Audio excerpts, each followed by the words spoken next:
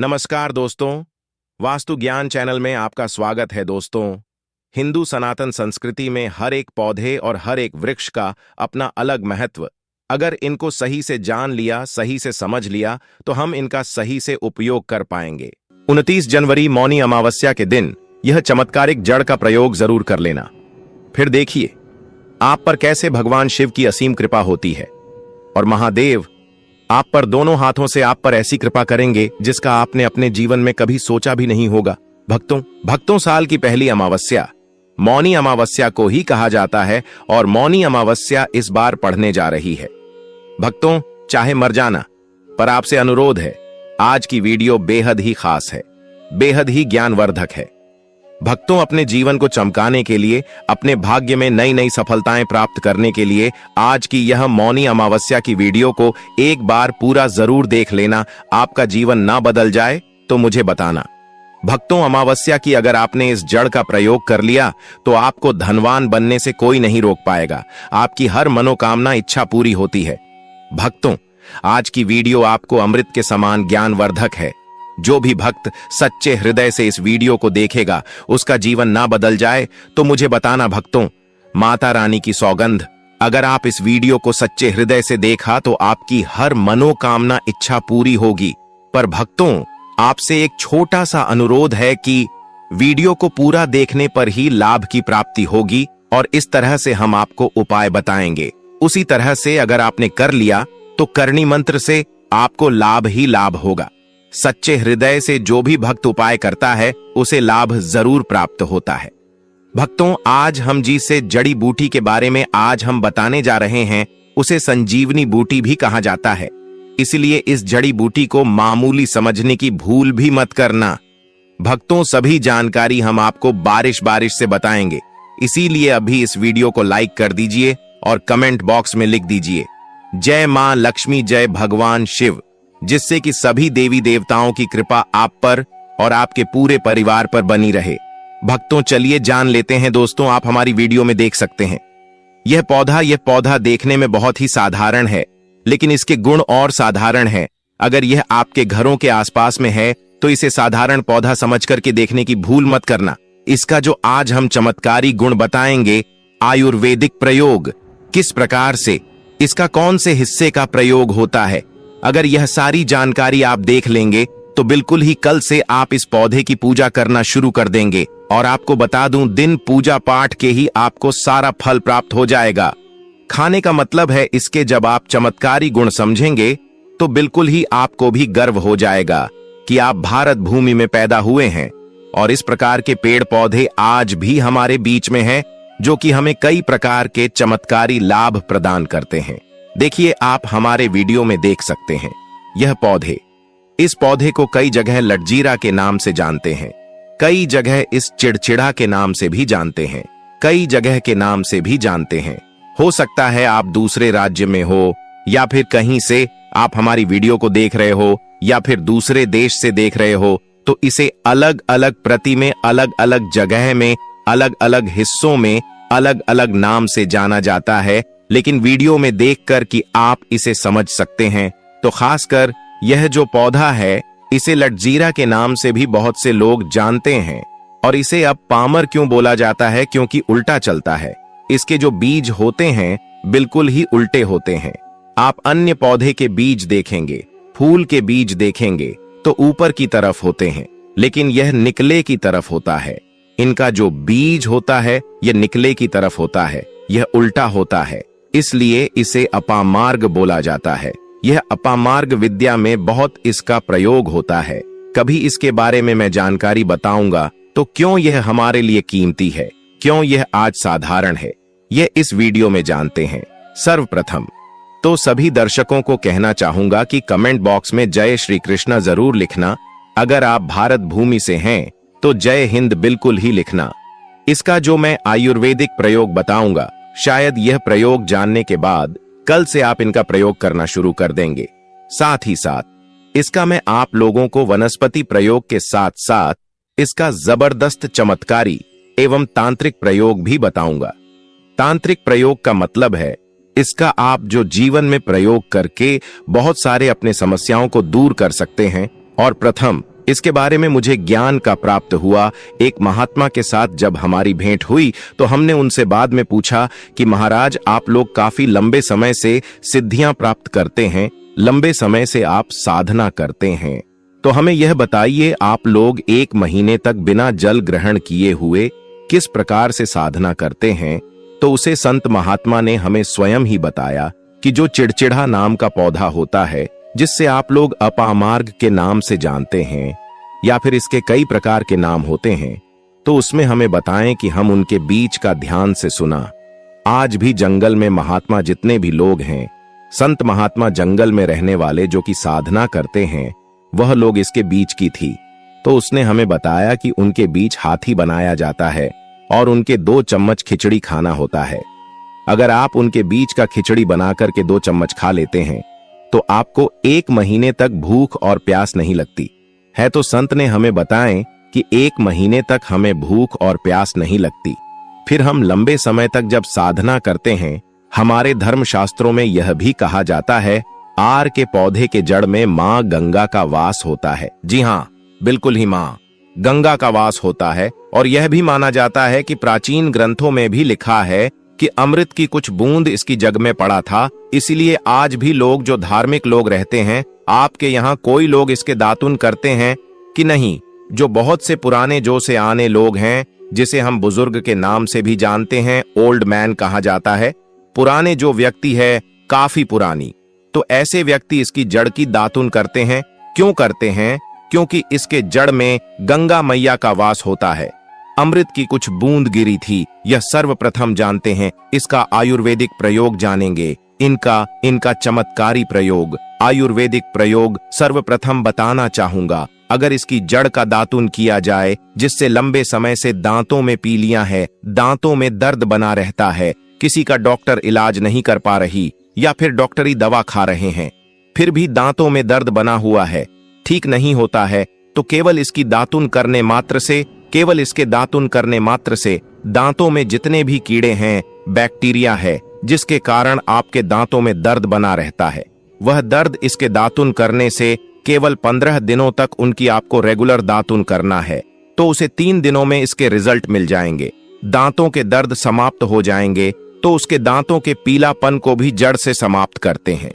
जिनके दांतों में पीलापन है, लोग जिनका मजाक उड़ाते हैं, जिनके खुद के ही परिवार के लोग बेइज्जती कर देते हैं, बेइज्जती का जिन लोगों को सामना करना पड़े, जिनके दांत काफी पीले हैं, गंदे हैं, ऐसे व्यक्ति को भी इसे दातुन जरूर करना चाहिए। इससे दातुन करने के बाद हमारे दांतों में चमक आ जाती है, हमारे दांत वाइट बन जाते हैं, एकदम क्लीन हो जाते हैं। ये तो हुआ प्रयोग। आप जानते हैं, महायोग टीवी चैनल आपको कभी गलत जानकारी नहीं देगा। किस प्रकार से यह प्रयोग हमने कई लोगों को हम खुद कर चुके हैं, इसलिए हम प्रमाणित प्रयोग बता रहे हैं। तो जिनके प्रसव होने में विलंब हो रही है, बहुत सारी ऐसी माताएं बहनें होती हैं ग्रामीण इलाकों में, शहरी इलाकों में, जिन्हें प्रसव के समय में काफी पीड़ा होती है, जो लोग चाहते हैं बाद में आगे चलकर कि अपने जैसे टांके लग पाए, किट फाड़ कर करके बच्चा बाहर निकल पाया, तो उससे काफी हमें बाद में दिक्कतों का सामना करना पड़ता है। आप चाहते हैं कि आपका जो डिलीवरी सुविधा पूर्वक हो जाए, अर्थात आपके प्रसव हो जाए। किसी भी प्रकार की जो जड़ होती है, इससे आपको सर्वप्रथम 2-4 आपको चावल के दाने ले लेना है, और इसकी जड़ है, इसमें आपको डालना है थोड़ा सा। इसकी जग में आपको अपनी का और जड़ को ले जाते समय आपको प्रार्थना करना है कि है महाराज, मैं आपको इस कार्य के लिए ले जा रहा हूं कि मैं किसी महिला के लिए गर्भ से जो बच्चे हों तत्काल बाहर निकल, इसलिए मैं आपको ले जा। इस प्रकार से प्रार्थना करना है, और इसे लाल कलर के कपड़े में बांध कर के जो प्रसूता स्त्री है, जिसके कहा जाए बच्चे गर्भ से बाहर नहीं, उन्हें पहना देना है। बिल्कुल ही उनके 10 से 15 मिनट के भीतर में जैसे ही इन्हें पहनाएंगे, इसे लाल कलर के कपड़े में बांध कर के पहनना होता है, तत्काल गर्भनाल से बाहर आ जाएंगे। बच्चे बाहर आ जाते हैं, इसके बाद तत्काल इसकी जड़ को निकाल देना होता है, कमर में बंधी तत्काल निकाल देना है, अन्यथा यह क्या करता है, गर्भनाल को भी बाहर निकल सकता है। तो यह प्रसव में जो विलंब होती है, जिनके बच्चे गर्भ से बाहर नहीं आते हैं, इसमें संध्या नहीं, हमने बहुत से लोगों को यह प्रयोग कर कर देख चुके हैं। इसलिए जानते हैं इसका कुछ और आयुर्वेदिक प्रयोग। उसके बाद इसके चमत्कारी प्रयोग बताना शुरू करूंगा। आप चमत्कारी प्रयोग कैसे, इसके अंदर में बहुत चमत्कारी गुण भरे हुए हैं। आयुर्वेदिक प्रयोग में बताना चाहूंगा। जिनके दांत दर्द हो रही, बहुत से लोग ऐसे हैं जिनको सर का दर्द होता है, तो कर के दर्द वालों को बताना चाहूंगा। दांत के दर्द बताया। दांत के दर्द को ठीक करने के बाद आपके को जला करके भस्म में भी बना सकते हैं, और उनकी भस्म बनाने के बाद जहां पर दर्द होता है वहां पर इसकी भस्म को लगाइए। बिल्कुल यह दर्द को ठीक करता है, क्योंकि इसके अंदर में ऐसी चमत्कारी शक्तियां पाई जाती हैं जो कि किसी भी प्रकार का सिर दर्द हो, डिप्रेशन के कारण आ रहा हो, अनिद्रा के कारण आ रहा हो, या फिर पागलपन के कारण, बहुत सारे ऐसे कारण होते हैं, या फिर गर्मी के कारण आ रहा हौल गाने के कारण, किसी भी प्रकार का सिर दर्द हो, उसमें रामबन की तरह ही यह काम करता है। इसलिए मैं आप लोगों को इसका चमत्कारी प्रयोग बताऊंगा। पहले प्रयोग है, जो लोग नौकरी फैक्ट्री जुड़े हुए हैं, जो लोग चाहते हैं जिनका धंधा पानी अच्छे से चले, जिनकी दुकान अच्छी चल, तो ऐसा व्यक्ति क्या कर सकते हैं? इसकी जड़ को रवि पुष्य नक्षत्र में लाना होता है, गुरु पुष्प नक्षत्र में लाना होता है, या फिर कोई शुभ दिन हो, जैसे दीपावली है, होली है, या फिर मौनी अमावस्या है, या फिर पूर्णिमा है, या फिर बहुत सारे शुभ दिन आते हैं। कृतिका नक्षत्र में भी आप इसकी जड़ को ला सकते हैं। तो इसकी जड़ को लाना होता है और इसे लाल कलर के कपड़े में बंद करके आप अपने व्यापार स्थान में बढ़िया देखने, जहां 5 ग्राहक आ रहे हैं, तो इसकी कृपा से ग्राहकों की भीड़ लग जाएगी। खाने का मतलब है कि यह दुकान में ग्राहकों की भीड़ को भी बढ़ाएगी। यह आपकी आमदनी बढ़ाने का काम करेगी। इसके बाद इसका दूसरा प्रयोग सुनिए। जो लोग जैसे बेरोजगार हैं, रोजगार प्राप्त करना चाहते हैं, ऐसे व्यक्ति इसकी जड़ को ध्यान से सुनिएगा। ऐसे व्यक्ति इसकी जड़ को एक दिन पहले आपको निमंत्रण देकर के आ जाना है। कौन से दिन में, ध्यान से सुनिएगा। शनिवार के दिन, रविवार के दिन, सूर्य उदय से पहले इस खोज करके लाना है, और इसके बाद सोमवार की आपको पूजा करना है, और मंगलवार के दिन भी इनकी पूजा करने के बाद बुधवार के दिन इसकी जड़ को आपको धारण करना है। तो आपको बिल्कुल ही मनोवांछित नौकरी की प्राप्ति होगी। एक नागा बाबा ने हमें इसके बारे में बताया था, और इसका प्रभाव काफी अचूक है। ये हुए 2 प्रयोग। अब इसका तीसरा प्रयोग सुनिए। तीसरा प्रयोग क्या है कि आप में से अधिकतर बहुत से लोग हैं जिस नजर दोष लग जाता है, भूत प्रेत बाधा से ग्रस्त रहते हैं, परेशान हो जाते हैं। तो ऐसा व्यक्ति क्या करें? इसकी जड़ को चांदी के ताबीज में डाल करके शनिवार के दिन धारण करें। चांदी के ताबीज में डाल करके शनिवार के दिन इसे धारण करें, तो किसी भी प्रकार की आपको नजर दोष लगी हो, किसी भी प्रकार की कई लोकतंत्र क्रिया कर देते हैं, यह बिल्कुल ही आपको नहीं लगेंगे। आप हमेशा सुरक्षित रहेंगे दोस्तों। वैसे तो इसके अनेक चमत्कारी गुण हैं, और इसके कुछ चमत्कारी गुण जैसे कि बहुत से लोग पैसे में बताना नहीं चाह रहा था, लेकिन चलिए अंतिम प्रयोग के रूप में बता दूंगा। ध्यान से सुनिएगा। तो आप में से बहुत सारे ऐसे लोग हैं जो कि चाहते हैं कि सामने वाले आपको देखकर कि आपकी तरह बच्ची भूत हो जाए, या फिर आपकी ही तरह कार्य करें। आप जो बोले आपके ही अनुरूप कार्य करें। एक काम करना, इसकी जड़ और सफेद दुर्गा घास, ध्यान से सुना, इसकी जड़ और सफेद दूर्वा घास दोनों को पीस करके आनंद तैयार करना। इसका तिलक लगाना है। इसका तिलक लगाकर कि अगर आप सभा में जाते हैं तो पूरी सभा आपको देख करके मोहित हो जाएगी। जितने भी पूरी सभा में बैठे लोग हैं वह आपके ही अनुरूप कार्य करेंगे।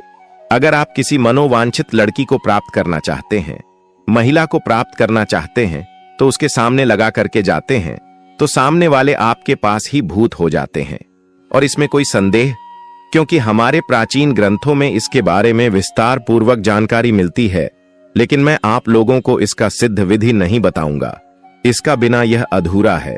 पूरे लोग इसका दुरुपयोग भी कर सकते हैं, लेकिन इसकी जड़ आप अपने घर में लाकर के रखते हैं, देव प्रतिमा की तरह उनकी पूजा करते हैं, लाल कलर के कपड़े में बंद करके बस आपको तिजोरी में रख देना है।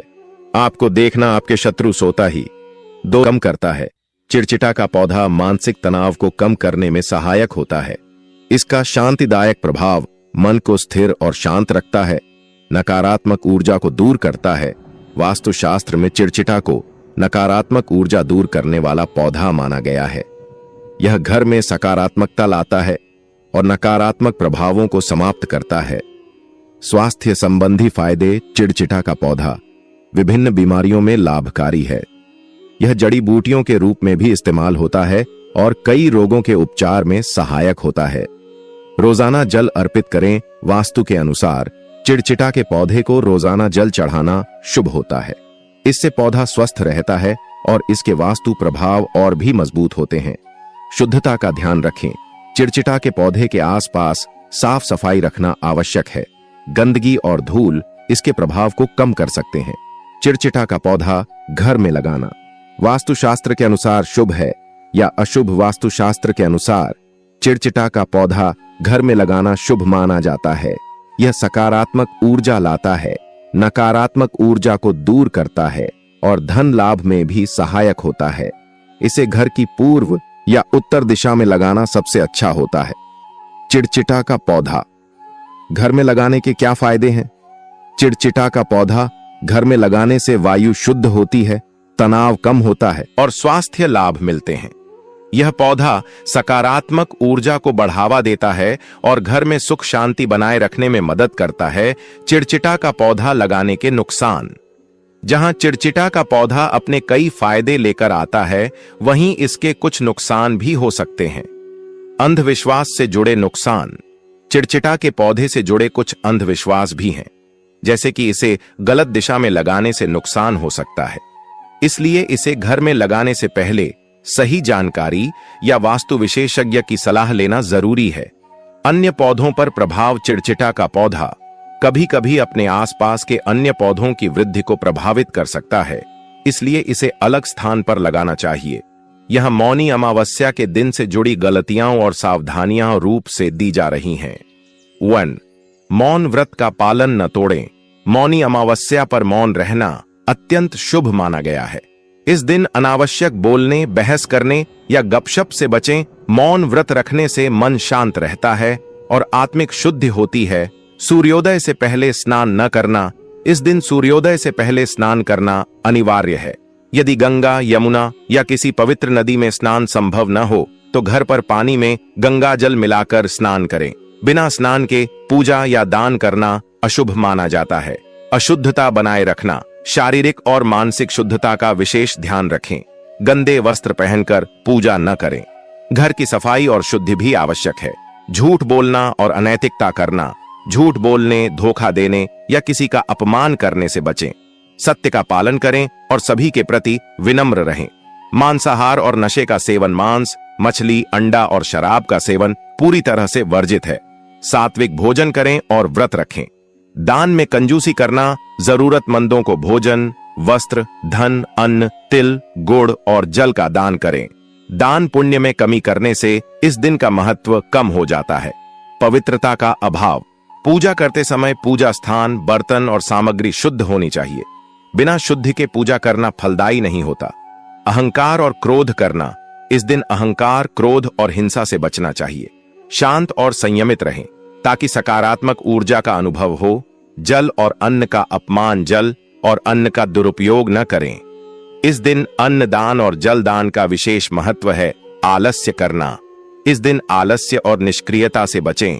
समय का उपयोग पूजा, ध्यान और सत्कर्मों में करें। दूसरों का अनादर करना। इस दिन किसी का अनादर या अपमान करना अशुभ है। सभी के प्रति दया और सम्मान का भाव रखें। नकारात्मक सोच रखना। इस दिन नकारात्मक विचारों से बचें। मन में शुभ विचार लाएं और ईश्वर का ध्यान करें। अत्यधिक भोजन करना। इस दिन व्रत रखें या हल्का भोजन करें। अत्यधिक भोजन करने से शारीरिक और मानसिक शुद्धि में बाधा आती है। धार्मिक अनुष्ठानों में बाधा डालना। पूजा पाठ, ध्यान या दान में लापरवाही न करें। शांति और समर्पण के साथ धार्मिक कार्य करें।